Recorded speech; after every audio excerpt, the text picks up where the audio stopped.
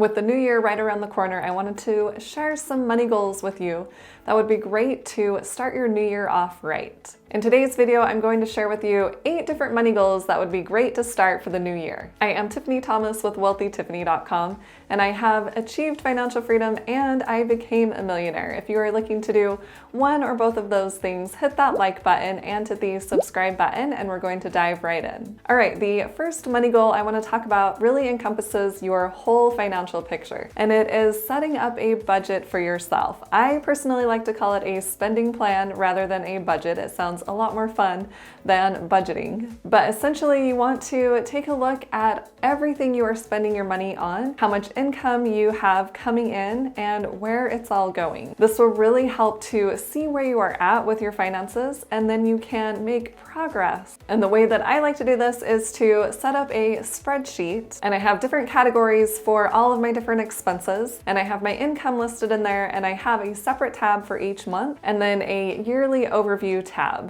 And then to go along with my spreadsheet, I also use Personal Capital. It is a free app that you can hook all of your financial accounts to. For example, your checking and your savings, any credit cards that you have, your 401k, your mortgage, your HSA, and pretty much anything else. And then once you have all of those accounts hooked to Personal Capital, they will break it down for you. So you can set up different categories, and you can actually do a budget inside of Personal Capital. And you can see all of your transactions from all of your different financial accounts in just one place very quickly. If that is something you are interested in, I will leave my referral link below. You can click on that and get a free account set up today. But however you want to manage your money, just make sure you know exactly what your spending plan is, exactly how much you have coming in every month and how much you have going out every month, so that you can make adjustments and improve your finances. And this is a really important step so that you can do the next step, which is to set financial goals.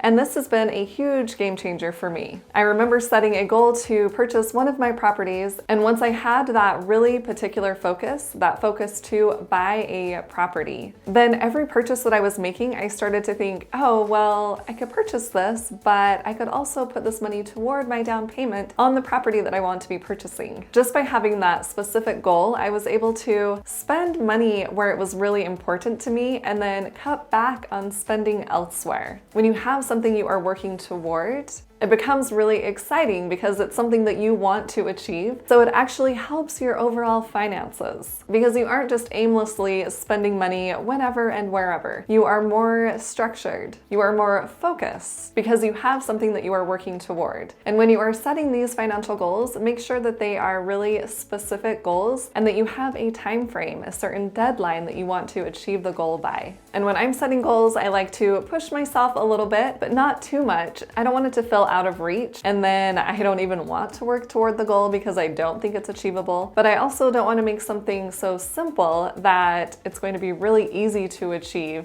and it doesn't help me improve my financial situation. So really take the time to sit down and figure out exactly what you want to achieve next year financially and write those down so that you can actually see them, and that way they will be on the top of your mind. And then the third item that I want to talk about is paying off debt, especially high interest debt, like credit card debt. There are 2 main ways to pay off debt. One is the snowball method, and the other one is the avalanche method. And with the snowball method, you take the smallest debt that you have and pay that off as quickly as you can. And then you take that amount you were putting toward that debt, maybe it was $200 a month, and you put it toward the next highest debt amount. And then you pay that one off, and then you take the amount that you were paying on that one and put that amount toward the next debt. So it creates the snowball effect. So you started with that $200 debt, and then you moved it to one that you were paying $300 on. So you're paying $500 now toward that second debt. And then that continues to snowball and add up over time. And then you can pay off all of your debts. And then the avalanche method, you can take a look at the interest rates on your debts and see which one is the highest and pay that one off first, and then move to the next highest interest rate, and so on. And you can even do a combination of these two. Maybe you have a really high interest debt, but it's not the lowest amount, but you still want to get started with the highest interest rate and get that one paid off first. So it's entirely up to you. Comment below and tell me if you have used one of these methods, the snowball or the avalanche. And if you want more details about that, I do have a video I created, so I will leave a link above and below in the description. And the fourth goal that you can set for the new year is to have an emergency fund. And this one is really important, because if you do have debt and then something else goes wrong, you want to make sure that you have an emergency fund that you can take care of emergencies. And a lot of people say to have 3 to 6 months worth of your expenses in your emergency fund. I think it's a little more personal than that. I like to keep as little cash as possible. I like to have the majority of my money invested so it is working for me. I like to think about different emergencies that I could have. Maybe I need to pay my insurance deductible, either my home insurance or my auto insurance deductible. So I would want to have cash in order to do that, or even a health insurance deductible. So take a look at different emergencies that could come up. And also think about the cash that you do have coming in. If you have a 9-to-5 job, you're probably getting paid every 2 weeks. So if there was an emergency, maybe you could cut back on some of your expenses for a couple of weeks and then use some of your paycheck amount to pay for that emergency. It's entirely up to you, and you want to make sure that you are able to sleep at night. But if you want more information about how I like to calculate my emergency fund amount, I do have a video breaking that all down, so I will leave a link above and below in the description. But make sure that you do have some sort of emergency fund. And the fifth goal you could set for yourself is to have a side hustle or even start your own business. There are so many benefits to just having another source of income. And if you do decide to start your own business, there are a lot of tax write-offs that you can get as well. And if it's something that you love enough, you could eventually turn that into your full-time job. But it's nice to have that extra income coming in and also working on something that you really enjoy doing. Brainstorm different ideas that you could do for a side hustle or a business. There are a lot of job opportunities out there right now. A lot of companies are hiring.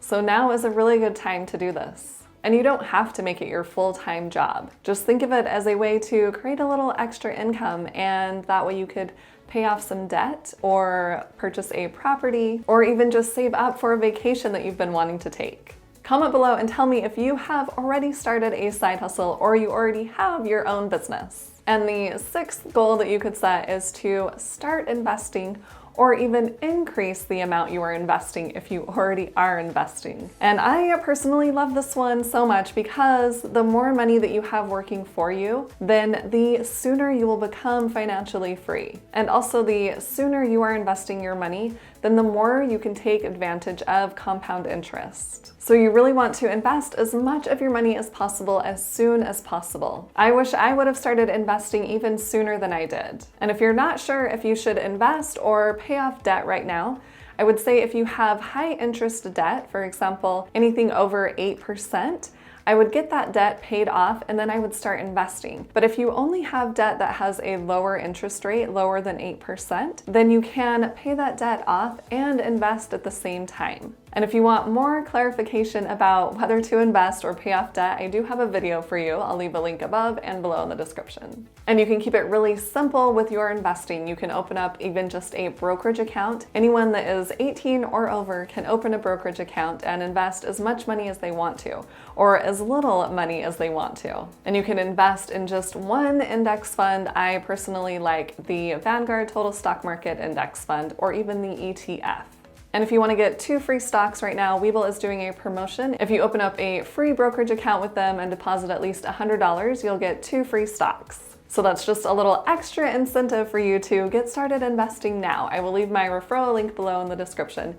You can click on that to get your 2 free stocks. And if you have any interest in real estate, you can always get started investing in real estate as well. That's something that I like investing in. So I have created a lot of videos about real estate investing. You can check them out on my YouTube channel. And the reason I love real estate investing so much is because it is the main reason that I was able to become financially free at a young age. And even though the markets may seem crazy right now, I feel like there is a great opportunity to successfully invest in real estate. And then money goal number 7 is to do a no spend month. I have heard of this a lot and I haven't actually done it, so I want to do this money goal next year. And I'm going to share with you exactly how it goes. But essentially, a no-spend month means that you aren't spending any extra that month. So of course you can make your mortgage payment and pay your utilities and your phone bill, any necessary expenses, but you aren't spending any extra money, anything unnecessary. For example, going out to eat or going to the movies or going shopping and buying some clothes. It's just a month to take a break from spending anything extra. And I think it's a really great idea because you can really reel in your spending and really start to think, oh, do I really want to be spending my money on these certain things? Or are they not even really that important? So if you take a break from spending on those extra things and you don't even miss some of them, then you don't need to continue spending your money on them. Comment below and tell me if you have tried a no-spend month before. And then money goal number 8, and this one is more of a lighthearted goal, but it is to celebrate your wins along the way. I feel like there are a lot of times when we are working on our financial goals and really focused in on them that we forget to celebrate what we have accomplished along the way. And even when we do accomplish our goal, then we kind of just move on to the next one without really taking time to celebrate what we have accomplished. I really want you to celebrate your wins, celebrate when you achieve your financial goals. And it shouldn't be something that is going against your financial goals. For example, if you just paid off your credit card that was for a vacation that you took, and then you book another expensive vacation on your credit card, that's kind of defeating the purpose. So you really want to celebrate in the best way possible for you. And that could be as simple as watching your favorite movie or taking time to read your favorite book. Or it could be just taking a getaway trip over a weekend and it's not that expensive, but you have to put it on your credit card. Or it could even be just buying yourself a sugar cookie or making your own sugar cookies. But just make sure to celebrate those financial goals that you are accomplishing along the way. And you can even celebrate with someone else. You can both be working on goals, and when you achieve them, let each other know and you can do a celebration together. Comment below with one of your money goals for the next year, and if you found this video helpful, please hit that like button and share it with someone else who would like to hear this information. And hit the subscribe button to subscribe to my YouTube channel, and hit the little bell to get notified on when I post new videos. And if you want to see even more content from me, check out the videos on the side of the screen. Thanks so much for watching. I'll see you in the next video.